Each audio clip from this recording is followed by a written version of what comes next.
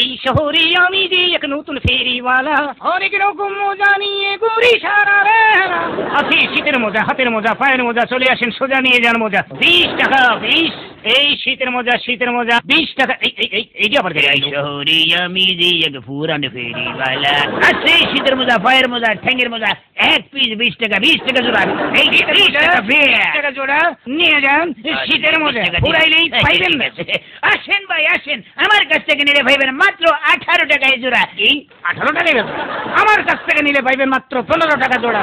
ভাড়াটা হইতাছে 15 টাকা। 18 টাকা ক্যান্সেল, মাত্র 12 টাকায় পাবেন এই সুন্দর শীতের হাতের পায়ের ড্যাঙ্গের মজা। আসেন ভাই।